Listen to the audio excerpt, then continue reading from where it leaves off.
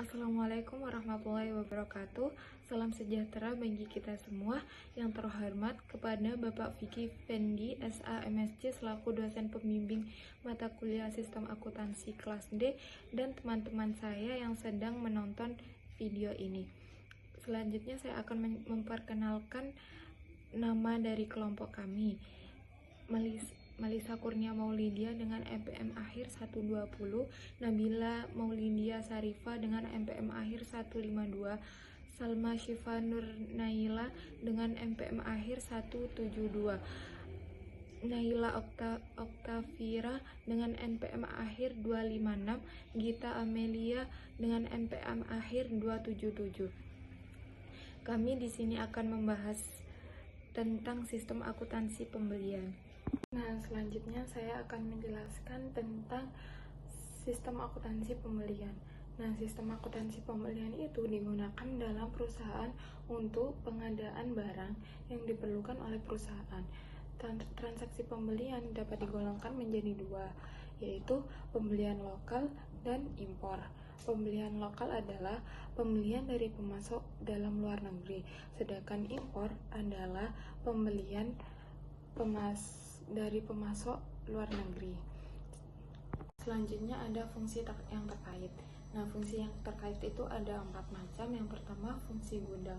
Fungsi gudang itu bertanggung jawab untuk mengajukan permintaan pembelian sesuai dengan posisi persediaan yang ada di gudang dan untuk menyimpan barang yang telah diterima oleh fungsi penerimaan.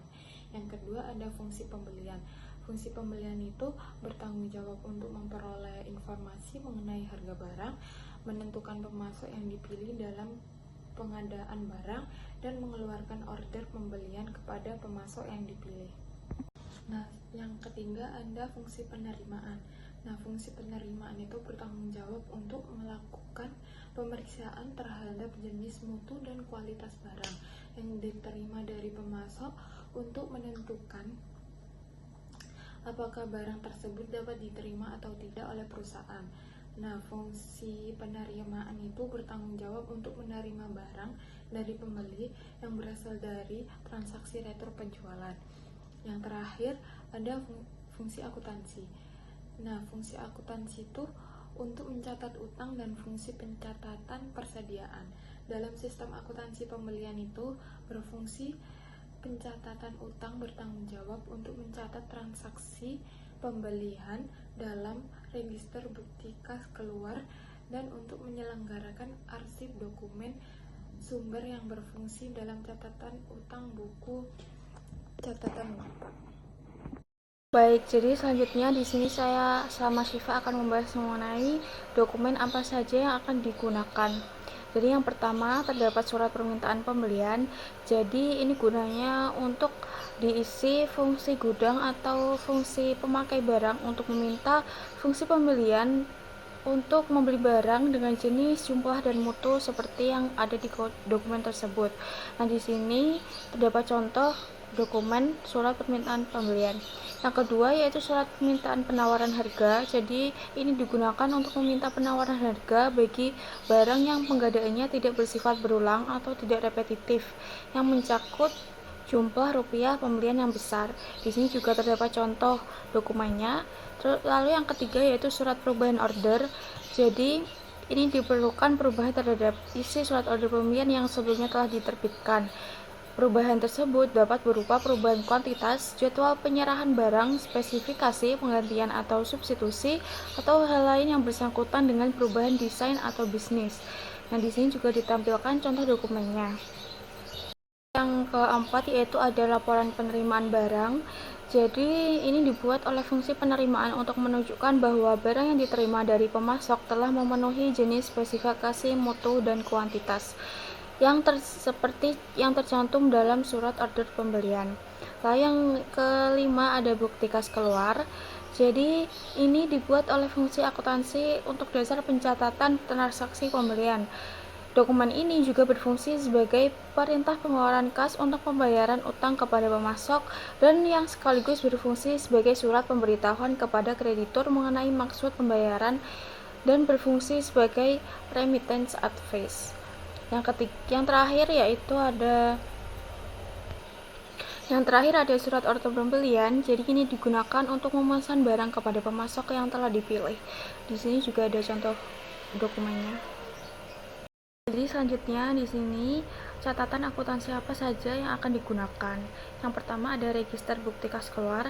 Jadi jika dalam pencatatan utang perusahaan menggunakan voucher payable prosedur, jurnal yang akan digunakan untuk mencatat transaksi pembelian adalah register bukti kas keluar ini. Lalu yang kedua ada kartu utang. Jadi jika dalam pencatatan utang perusahaan menggunakan account payable prosedur, buku pembantu yang digunakan untuk mencatat utang pada pemasok adalah kartu utang.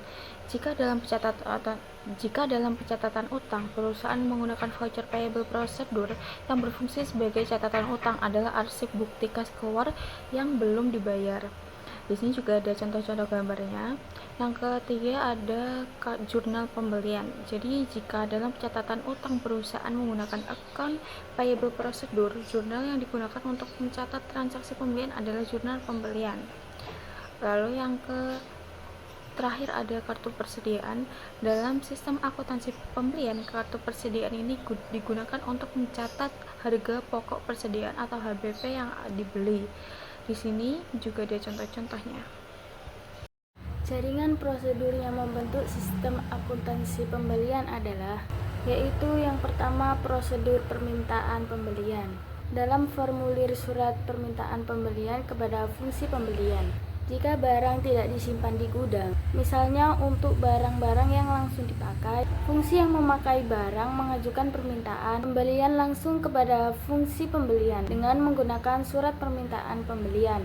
Selanjutnya yaitu prosedur permintaan, penawaran harga, dan pemilihan pemasok. Dalam prosedur ini, fungsi pembelian mengirimkan surat permintaan penawaran harga kepada para pemasok untuk memperoleh informasi mengenai harga barang dan berbagai syarat pembelian yang lain. Perusahaan seringkali menentukan jenjang wewenang dalam pemilihan pemasok, sehingga sistem akuntansi pembelian dibagi menjadi 3, yaitu yang pertama, sistem akuntansi pembelian dengan pengadaan langsung, di mana pemasok dipilih langsung oleh fungsi pembelian tanpa melalui penawaran harga. Biasanya, pembelian dengan pengadaan langsung ini meliputi jumlah rupiah yang kecil dalam sekali pembelian. Yang kedua yaitu sistem akuntansi pembelian dengan penunjukan langsung, di mana pemilihan pemasok dilakukan oleh fungsi pembelian, di mana terlebih dahulu dilakukan pengiriman permintaan penawaran harga kepada paling sedikit 3 pemasok dan didasarkan pada pertimbangan harga penawaran dari para pemasok tersebut. Yang ketiga yaitu sistem akuntansi pembelian dengan lelang, di mana pemilihan pemasok dilakukan oleh panitia lelang yang dibentuk melalui lelang yang diikuti oleh pemasok yang jumlahnya terbatas. Yang ketiga yaitu prosedur order pembelian. Dalam prosedur ini, fungsi pembelian mengirim surat order pembelian kepada pemasok yang dipilih untuk memberitahu kepada unit organisasi lain dalam perusahaan, seperti fungsi penerimaan, fungsi yang meminta barang, dan fungsi pencatatan utang. Yang keempat yaitu prosedur penerimaan barang. Fungsi permintaan melakukan pemeriksaan mengenai jenis, kuantitas, dan mutu barang yang diterima dari pemasok dan kemudian membuat laporan penerimaan barang untuk menyatakan penerimaan barang dari pemasok tersebut. Yang kelima yaitu prosedur pencatatan utang. Dalam prosedur ini, fungsi akuntansi memeriksa dokumen-dokumen yang terkait dengan pembelian dan menyelenggarakan pencatatan utang atau mengarsipkan dokumen sumber sebagai catatan utang. Yang keenam yaitu prosedur distribusi pembelian. Prosedur ini meliputi distribusi akun yang didebit dari transaksi pembelian untuk kepentingan pembuatan laporan manajemen. Informasi yang diperlukan oleh manajemen dari sistem akuntansi pembelian adalah yang pertama yaitu jenis persediaan yang telah mencapai titik pemesanan kembali atau biasa disebut dengan reorder point. Yang kedua yaitu order pembelian yang telah dikirim kepada pemasok. Yang ketiga yaitu order pembelian yang telah dipenuhi oleh pemasok. Yang keempat yaitu total saldo utang dagang pada tanggal tertentu. Yang kelima yaitu saldo utang dagang kepada pemasok tertentu. Yang keenam yaitu tambahan kuantitas dan harga pokok persediaan dari pembelian. Yang pertama, saya akan menjelaskan tentang unsur pengendalian internal. Unsur pengendalian internal dirancang untuk mencapai tujuan pokok pengendalian internal akuntansi, seperti halnya menjaga aset dan juga liabilitas perusahaan, serta menjamin ketelitian dan keandalan data akuntansi seperti utang dan juga persediaan.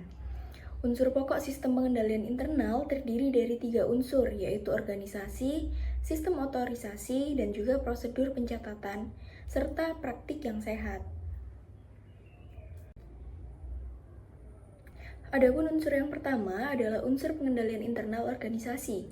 Unsur pengendalian internal organisasi terbagi dalam 4 pokok utama.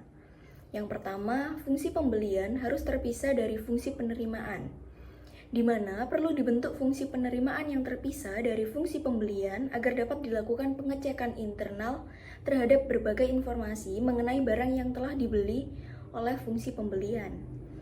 Fungsi penerimaan sendiri mempunyai wewenang untuk menolak barang yang dikirim oleh pemasok yang tidak sesuai dengan barang yang tercantum dalam surat order pembelian. Jadi, pemisahan antara fungsi pembelian dengan fungsi penerimaan memiliki tujuan untuk meminimalisir resiko terjadinya penerimaan barang yang tidak dipesan oleh perusahaan. Kemudian, juga mencegah terjadinya ketidaksesuaian penerimaan dengan barang yang dipesan oleh perusahaan. Dan juga mencegah adanya ketidaksesuaian waktu yang telah ditentukan dalam surat order pembelian. Kedua, fungsi pembelian harus terpisah dari fungsi akuntansi. Dalam sistem akuntansi pembelian, fungsi akuntansi yang melaksanakan pencatatan utang dan juga persediaan barang harus dipisahkan dari fungsi operasi yang melaksanakan transaksi pembelian. Berdasarkan unsur sistem pengendalian internal yang baik, fungsi akuntansi harus dipisahkan dari kedua fungsi pokok yang lain, seperti halnya fungsi operasi dan juga fungsi penyimpanan. Hal ini bermaksud untuk menjaga aset perusahaan dan menjamin ketelitian dan keandalan data akuntansi. Yang ketiga, ada fungsi penerimaan yang harus terpisah dari fungsi penyimpanan barang, di mana fungsi penerimaan merupakan fungsi operasi yang bertanggung jawab atas penerimaan atau penolakan barang yang diterima dari pemasok. Fungsi penyimpanan sendiri merupakan fungsi yang bertanggung jawab atas penyimpanan barang yang telah dinyatakan diterima oleh fungsi penerimaan. Dalam perusahaan yang besar, kedua fungsi tersebut perlu dipisahkan, karena kegiatan penerimaan barang memerlukan keahlian khusus mengenai barang dan juga pengetahuan mengenai syarat-syarat pembelian. Sedangkan kegiatan penyimpanan barang memerlukan keahlian dalam pengelolaan penyimpanan barang dan juga pelayanan pengambilan barang bagi pemakai. Pemisahan kedua fungsi tersebut akan berdampak baik karena penyerahan masing-masing kegiatan berada di tangan fungsi yang ahli di dalam bidangnya. Sehingga informasi penerimaan barang dan juga persediaan barang yang disimpan di gudang dijamin ketelitian dan keandalannya. Dan yang keempat, ada transaksi pembelian. Transaksi pembelian harus dilaksanakan oleh fungsi gudang, fungsi pembelian, fungsi penerimaan, dan juga fungsi akuntansi. Tidak ada transaksi pembelian yang dilaksanakan secara lengkap oleh hanya satu fungsi tersebut. Dalam merancang sistem untuk melaksanakan kegiatan pokok perusahaan, harus diperhatikan unsur pokok sistem pengendalian internal bahwa setiap transaksi harus dilaksanakan dengan melibatkan lebih dari satu karyawan atau lebih dari satu fungsi. Dengan penggunaan unsur sistem pengendalian internal tersebut, setiap pelaksanaan transaksi selalu akan tercipta pengecekan internal yang mengakibatkan pekerjaan karyawan atau fungsi yang satu dicek ketelitiannya dan keandalannya oleh karyawan atau fungsi yang lainnya. Selanjutnya, saya akan menjelaskan terkait sistem otorisasi dan prosedur pencatatan. Di bagian ini, kita akan membahas bagaimana sistem otorisasi dan pencatatan dilakukan dalam proses pembelian. Setiap dokumen dalam siklus pembelian seperti surat permintaan pembelian, surat order pembelian, hingga bukti kas keluar harus melalui proses otorisasi oleh fungsi atau pejabat yang berwenang. Misalnya, permintaan pembelian harus disetujui oleh fungsi gudang atau pemakai barang, sementara surat order pembelian perlu diotorisasi oleh fungsi pembelian atau atasan yang lebih tinggi. Begitu juga dengan laporan penerimaan barang yang harus disetujui oleh fungsi penerimaan. Pencatatan utang dilakukan berdasarkan dokumen pendukung seperti bukti kas keluar, surat order, dan faktur dari pemasok. Kemudian, semua pencatatan akhir dilakukan oleh fungsi akuntansi melalui kartu utang dan register bukti kas keluar yang telah diotorisasi. Dengan prosedur ini, setiap transaksi dapat dipertanggungjawabkan secara administratif dan akuntansi. Selanjutnya di materi yang terakhir ini, yakni praktik yang sehat. Berikut ini adalah praktik-praktik sehat yang sebaiknya diterapkan dalam sistem pembelian. Pertama, seluruh dokumen seperti surat permintaan pembelian, surat order pembelian, dan laporan penerimaan barang harus bernomor urut tercetak dan penggunaannya harus dapat dipertanggungjawabkan oleh masing-masing fungsi. Proses pemilihan pemasok dilakukan secara objektif berdasarkan penawaran dari beberapa pemasok untuk memastikan harga yang wajar. Dan untuk barang, hanya boleh diterima oleh fungsi penerimaan jika mereka telah menerima tembusan surat order dari fungsi pembelian. Selanjutnya, dilakukan pengecekan terhadap harga, syarat pembelian, serta ketelitian perhitungan dalam faktur sebelum dilakukan pembayaran. Setelah pembayaran dilakukan, bukti kas keluar dan dokumen pendukungnya harus diberi cap lunas oleh fungsi pengeluaran kas sebagai tanda bahwa kewajiban sudah dilunasi. Praktik-praktik ini penting untuk mencegah terjadinya kecurangan dan menjaga integritas sistem pembelian. Sekian presentasi dari kami kelompok 8. Terima kasih atas perhatiannya. Wassalamualaikum warahmatullahi wabarakatuh.